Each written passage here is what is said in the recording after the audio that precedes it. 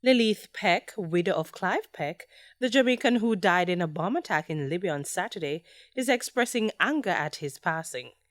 Mrs. Peck says her late husband had been transferred to Benghazi very recently.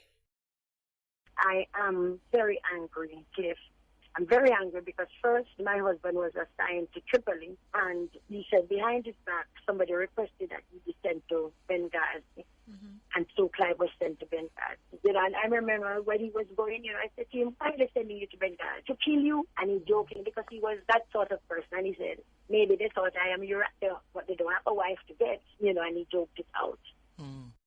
Mrs. Peck says her late husband, who had visited several conflict zones during his tenure at the United Nations, was scheduled to retire in 2021. It's very hard to cope. I never thought I would have been burying my husband.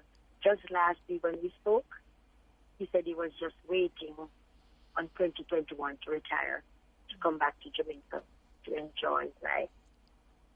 So we are all very saddened, by his unexpected pass. Christy Peck, daughter of Clive Peck, says while many see Jamaica as a small part of the planet, it is a member of the global community and is affected by events elsewhere. When you have unrest in certain countries, it spills over into us. It impacts us greatly without even realizing. I think we need to read more and not just wait to be fed the information. If we read, we would understand the impact that these places, different countries, they have on us. And I mean, his death now may spur some people into trying to find out what it is that's happening, what are the roles of these persons, when you hear of people from the Caribbean or Jamaica leaving to join these organizations, what really is being done there and how it's going to impact us in Jamaica. Mr. Peck was one of 3 United Nations workers who died after a bomb-laden vehicle exploded outside a shopping mall in Libya's eastern city of Benghazi. Ms. Peck says while her father worked in several war-torn countries, he enjoyed his job and was never fearful. He just always said, listen, this is the job that I chose.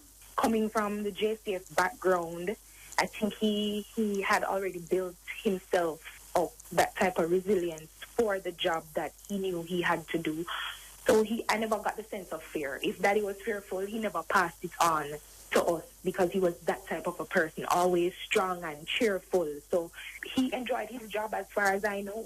He enjoyed doing what he had to do. The Foreign Affairs Ministry says it's working closely with the authorities at the United Nations to establish further details of the circumstances surrounding the death. And the chairperson of the African Union Commission, Musa Faki Mahat, strongly condemned the car bomb attack in Benghazi, Libya. The United Nations Security Council earlier also strongly condemned the incident. Kimberly Broderick, Frontline News.